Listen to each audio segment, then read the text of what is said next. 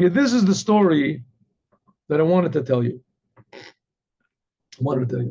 This is a very eventful, how do you say, episode in my life. What was the event? And there's stories all over the place here. Stories all over the place. I just tell you two of them. My wife had to make a life-saving operation. That itself is a big long story, but I'm not going to tell it. A life-saving operation. In order to do that, we had to go to Milwaukee. There's a Mayo Clinic over there. And it ended up, she did make the operation, and it saved her life. Okay, but I jumped the gun. We're now on our way to Milwaukee. And we have to take a plane. And the insurance company even gave us someone to accompany my wife, which the person was, anyway. So we had to get there quick and all this. So we went to Milwaukee, unexplainably, or maybe explainably, and the only logical explanation was anti-Semitism, that they just delayed us, and they checked this, and they checked that, and they checked this.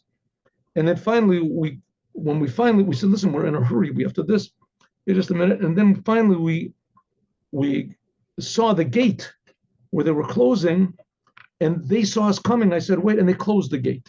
They saw us coming. My wife was in a wheelchair. I was wheeling her in a wheelchair. And they closed the gate. So I said, come on, my wife has to make an operation. So I'm sorry, the gate is closed, we can't open. I said, but there's still people going onto the plane. I can see them going, just open up the gate and we'll go in. No, I'm sorry, once the gate closes, we can't open it up. So I didn't know what to do. I didn't want to start getting, screaming and yelling. Maybe they'd put me in. Who knows what they'll do over there? I feel these guys are already anti-Semites. Who knows what to do? So someone came over to us and said, listen, they're not going to open it up for you. They're not going to do it. So getting angry is not going to help. If you want to, you can put in a complaint to, take a picture of everybody, who the people are and everything. And then you can take my name down. I'll even testify that it was an injustice done to you. But let's figure out how to get you to Milwaukee the fastest way. Anyway, so we said, okay, there's a plane in another 2 hours or something like that to Detroit. And in Detroit, you're going to have to wait for 3 hours. And then you'll fly to Milwaukee. So you have a 5-hour delay. I'm very sorry, and this and that. So we said, okay. Meanwhile, the lady immediately, in the gate, she left. So we're waiting there. So, okay, we had to pray 2 hours. All of a sudden, my wife says, 1 second. Your father, it happened to be that my father, he was sick. He was very sick. And he was in the hospital. Where did he live? Detroit. All of a sudden, my wife says, hey, your father is in the hospital in Detroit. Let's visit him. We got 3 hours. I said, okay, so I have a brother that lives in Detroit. So I called him up. And I said, listen, can you come pick us up at the airport? We want to see Dad. Okay. So he picked us up at the airport. We came there and we went to see my father in the hospital. The guy took us to the hospital. I don't know if he sent somebody. Anyway, my brother took us to the hospital. My father was there. My father was very ill.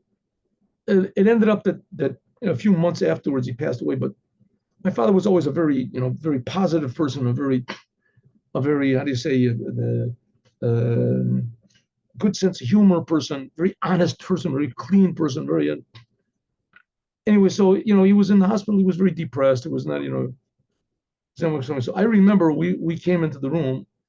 I came into the room. My father it's just really something. I said, he was just so happy. And then I came in. My wife came in. First of all, I wheeled my wife in he looked at my wife. He thought he recognized it. He didn't know who it was. And then I came in, and then my son came in. My son was with us also. Oh, he was so happy. He was just so out of his mind happy. And my plan was that after the operation, I was going to go and see him.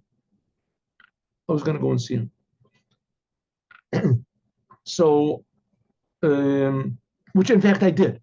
And it was tremendously expensive. Okay, anyway.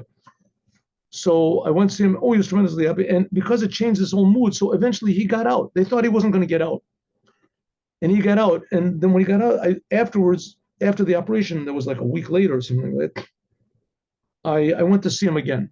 And then it was very expensive. The trip was very expensive, even though it was very close. Milwaukee, I had to go around. It was like $1,000 something dollars. So here it ends up that because of this bad thing that happened, that the lady was like a real devil and she didn't want us to go. But if I would have gotten angry, who knows? Maybe they would have put me in jail. I don't know what would have happened because I was really angry. It ended up that it was the best thing. We got to see my father, and not just me. If we would have come together, it would have cost like, I don't know, $4,000, something like that. And it ended up it cost me just alone. I went to see my father, and then after the operation, right, I went to see him again alone. I went to see my father again. And so it ends up that sometimes the things that are the worst, which we're sure that are the worst, they end up being the best.